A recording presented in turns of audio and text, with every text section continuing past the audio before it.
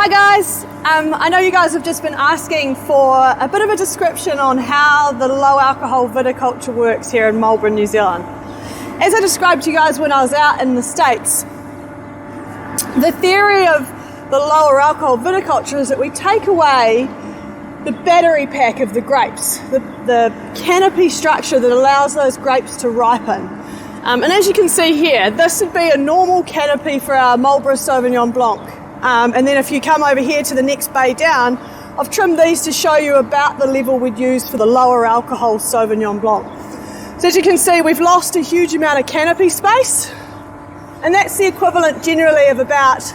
6 to 8 leaves within the canopy. And when I was telling you about it, and I always find the easiest way to describe this is, if we imagine this top third of the canopy is like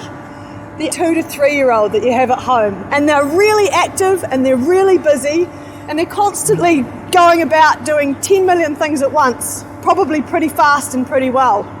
These are the most responsible light green leaves at the growing tips that draw in as much energy and sunshine into the plant as they can and convert that through to sugar in the bottom where the grapes are formed here in the bottom part of the canopy. The second tier of the canopy is what we consider like our middle-aged workers, like myself, mid-30s to mid-40s, do our jobs well, conscientiously, have a particular task and don't rush about doing most things. These are a really integral part of converting sugar and energy into the plant as well. And then we get down in the lower canopy here,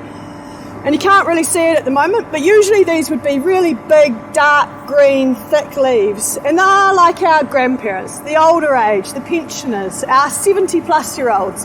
who are there, and they'll do the job if they have to, but if they don't have to, they're quite happy sitting there just providing some shade to the fruit. So if you can imagine that you take away this really active group of growth at the top, we take away those toddlers that are drawing huge amounts of sunshine, energy, chlorophyll, everything else, and drawing that down into the plant, we force the plant to use its other resources, being the middle-aged workers and the ancient pensioners, to do the job. And they do it a lot slower, so the plant's ability to convert into sugar in the berry slows down massively. So while we hang out here in the Marlborough sunshine we can't really see today, what it allows us is that our grapevines that are at normal height like this, where we take them through to 21 or 22 bricks of sugar,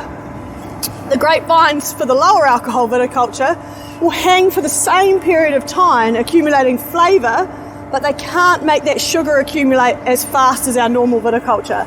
And so what we can then bring into the winery is beautifully full-flavoured, ripe grapes that we then convert through to a crisp, dry, racy Sauvignon Blanc for you guys.